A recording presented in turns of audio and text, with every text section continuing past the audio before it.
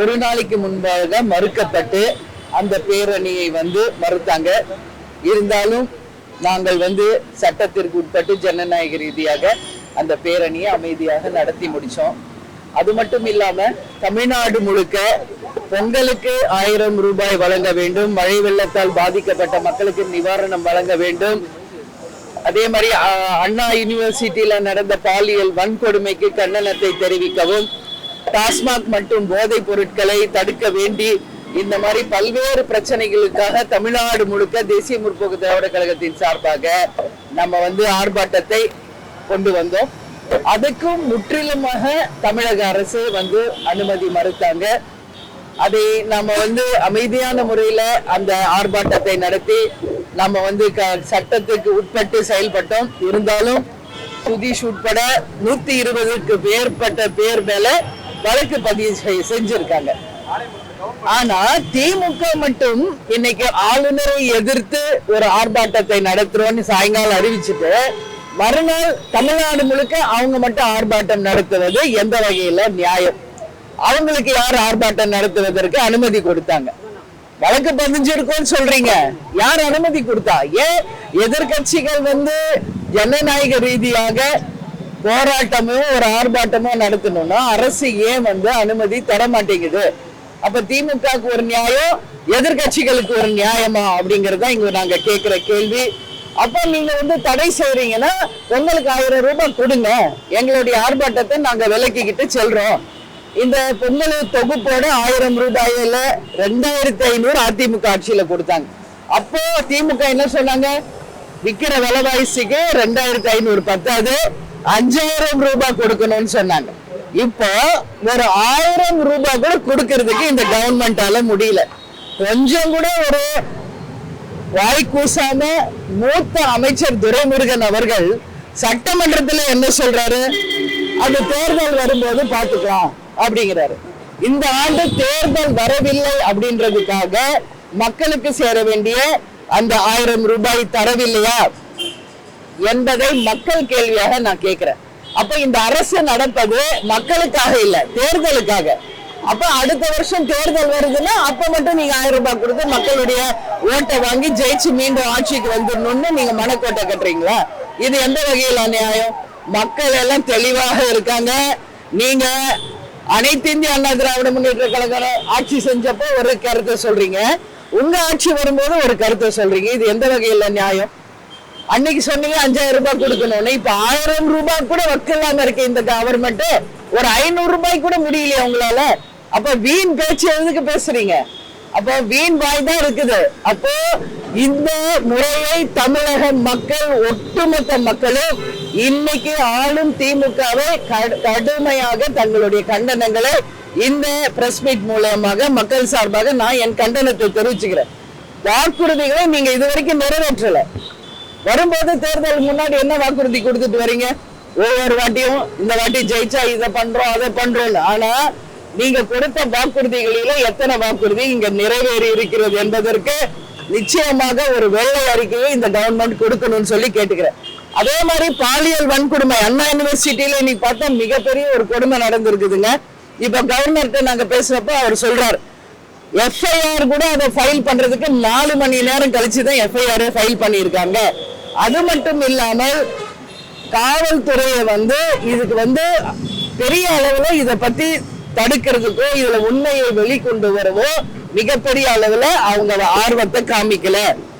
ஏன்னா இன்னைக்கு திமுக அமைச்சர்களும் முதலமைச்சரும் சொல்றாரு, அந்த ஞானசேகரன் என்பவர் திமுக அனுதாபி தான் அப்படின்னு கொஞ்சம் கூட ஒரு அசிங்கம் இல்லாம ஒத்துக்கிறாங்க. அப்போ ஒரு திமுக அனுதாபியா இருந்தா அவருக்கு எப்படி இவங்க தண்டனையை வாங்கி தருவாங்க? இன்னைக்கு குண்டாஸ்ல போட்டிருக்கோன்னு சொல்றீங்க.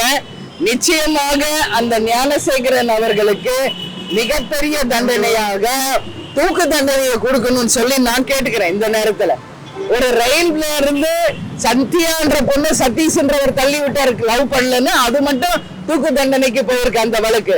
அந்த வகையில் இனிமேல் சிறு குழந்தை முதல் பள்ளி குழந்தை முதல் பல்கலைக்கழகம் இருக்கும் அனைத்து மாணவர்களுக்கும் பாதுகாப்பு தரணும். யாராவது அதை மீறி பாலியல் வன்கொடுமை செய்தால் நிச்சயமாக அதிகபட்ச தண்டனையாக தூக்கு தண்டனையை தரணும். இன்னைக்கு சட்டசபையில முதல்வர் சொல்லி இருக்காரு, அதை நான் வரவேற்கிறேன். அதிகபட்சமாக இனிமே பாலியல் வன்கொடுமைகளை பண்ணால் நிச்சயமாக மரண தண்டனை தரப்படும்னு முதல்வர் சொல்லியிருக்காரு. அதை தேசிய முற்போக்கு திராவிட கழகத்தின் சார்பா நாங்க வரவேற்கிறோம். அந்த முதல் கேஸ ஞானசேகரன் கேஸா இருக்கணும்னு நான் கேட்டுக்கிறேன். முதல்வர் இன்னைக்கு சொல்லியிருக்கீங்களா சட்டசபையில மரண தண்டனை தருவன்னு? ஏற்கனவே ஞானசேகரன் மேல பல வழக்குகள் இருக்கு. அப்ப முதல் தண்டனையாகவே ஞானசேகரனுக்கு அந்த மரண தண்டனையை இன்னைக்கு சட்டசபையில் அறிவித்த முதல்வர் நமது ஸ்டாலின் அவர்கள் செய்தால் உண்மையிலேயே இந்த அரசை நாம பாராட்டலாம். வெறும் சொல்லிட்டு செய்யாம இருக்கக்கூடாது என்பது எங்களுடைய கருத்து. அதே மாதிரி முந்தா நேத்து நான் மேலூர், மதுரையில மேலூர் தாலுகாக்கு சென்று டங்ஸ்டன் திட்டம் அங்க வர இருக்கிறது. அதை எதிர்த்து இன்னைக்கு 48 கிராம மக்கள் இன்னைக்கு போராடிக்கிட்டு இருக்காங்க. மிகப்பெரிய அளவுல அமைதி பேரணி அவங்க நடத்தி இருக்காங்க. அந்த ஒட்டுமொத்த மக்களையும் நான் நேரடியாக சந்தித்து உறுதியாக 5000 ஏக்கருக்கு மேல விளைநிலங்களை கையகப்படுத்தி 48 கிராமங்களை உள்ளடக்கிய அந்த மேலூர் தாலுகாவுல டங்ஸ்டன் திட்டம் நிச்சயம் வராது, அதற்கு நாங்கள் உறுதியாக சென்று கவர்னர் அவர்களை சந்தித்து மத்திய அரசுக்கு அழுத்தம் கொடுத்து அந்த திட்டத்தை உடனடியாக ரத்து செய்ய வேண்டும் என்று நிச்சயம் நாங்கள் கோரிக்கை வைப்போம் சொல்லிட்டு வந்தேன். அதை கவர்னர் கிட்ட சொன்ன உறுதியாக மக்களுக்கு அகைன்ஸ்டா நடக்கிற எந்த விஷயத்தையும் நாங்க சென்ட்ரல் கவர்மெண்டோட கவனத்துக்கு கொண்டு போவோம். ஏன்னா விளைநிலங்கள் பயிர் பண்ற அந்த மக்கள் நம்பி இருக்கிறது, அந்த மேலூர் மக்கள் அத்தனை பேரும் நம்பி இருக்கிறது விவசாயத்தை. அங்க நீங்க டங்ஸ்டன் திட்டத்தை கொண்டு வரணும்னு சொன்னா இது எந்த வகையில நியாயம்? ஒட்டுமொத்த மக்கள் இன்னைக்கு கடும் எதிர்ப்பை தெரிவிச்சிருக்காங்க. நான் போயிட்டு வந்த உடனே அமைச்சரும் எஸ்பியும் கலெக்டரும் போயிருக்காங்க.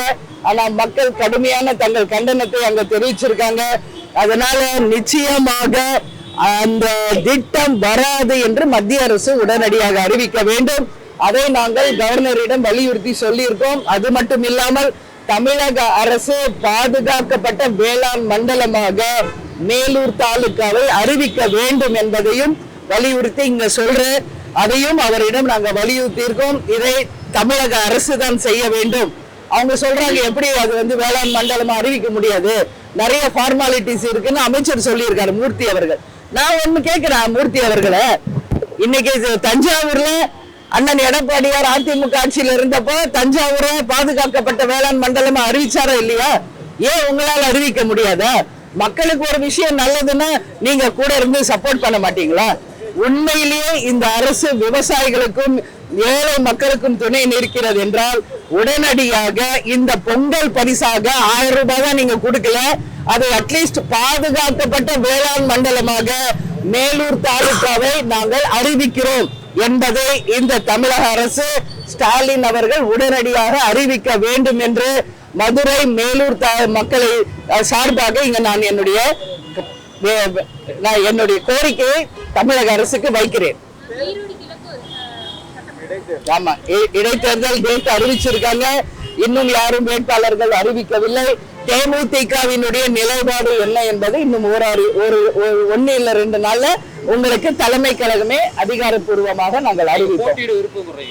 இல்ல, நாங்க எல்லா இடைத்தேர்தலையும் சந்தித்த ஒரே கட்சி தேமுதிக, அது உங்க எல்லாருக்குமே தெரியும். இதுவரைக்கும் தமிழ்நாட்டில் நடந்த அனைத்து தேர்தல்களையும் இடைத்தேர்தல்களை சந்திச்சிருக்கோம். ஆனால் இப்போ நடக்கின்ற இந்த தேர்தல்கள் நிச்சயமாக ஜனநாயகத்திற்கு முற்றிலும் அகைன்ஸ்டா. ஏன்னா ஏற்கனவே இதே ஈரோடு தொகுதியில நாங்களும் போட்டியிட்டோம், உங்களுக்கு தெரியும். ஆனா அங்க என்ன நடந்தது என்பதை யாரும் மறந்திருக்க முடியாது. இதுவரைக்கும் தமிழக அரசியல் வரலாற்றிலே இல்லாத அளவு மக்களை ஆட்டு மந்தைகளை போல இன்னைக்கு மந்தைகளில் அடைச்சி வச்சு வெறும் ஓட்டுக்கு காசும் இலவசங்களையும் கொடுத்து ஒட்டுமொத்த மக்களை மிரட்டி அந்த ஓட்டுகளை வாங்கி இன்னைக்கு அந்த விளம்பர ஆட்சி தங்களுடைய வெற்றியாக அதை பறைசாற்றுறாங்க. நிச்சயமாக இது வன்மையாக கண்டிக்கக்கூடிய ஒரு விஷயம். மீண்டும் நான் சொல்றேன், எந்த இடைத்தேர்தல் இவங்க ஆட்சியில வந்தா இந்த மாதிரி அராஜக இடைத்தேர்தலாக தான் இருக்கும். எனவே நாங்கள் அனைத்து தேர்தலையும் சந்தித்தவர்கள் இந்த இடைத்தேர்தலில் எங்கள் நிலைப்பாடு என்ன என்பதை உங்களுக்கு தெரிவிக்கிறோம். இது 2-3 நாளா என்கிட்ட எல்லா பிரஸும் கேட்டுட்டாங்க. நான் தெளிவாக இதுக்கு பதில் சொல்லியிருக்கேங்க. சீமான் அவர்கள் சொன்ன கேள்விக்கு பதிலை நீங்கள் அவரிடம் தான் கேட்கணும். சீமான் ஒரு கருத்து பதிய வச்சா அதுக்கு நான் எப்படி பதில் சொல்ல முடியும்? இதற்கு முழு முக்கிய பொறுப்பேற்க வேண்டியவர் சீமான் அவர்கள் தான். ஏன் அந்த மாதிரி பேசினாரு? ஏன்னா பெரியார் யார் என்பது உலகுக்கு தெரியும், தமிழக மக்களுக்கு தெரியும்.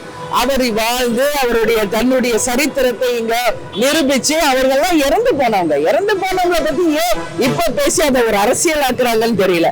அவர் இருந்த காலம் அது ஒரு சரித்திரமா பண்ணிட்டு தான் போயிருக்காரு. இல்லைன்னு சொல்ல முடியுமா யாராவது?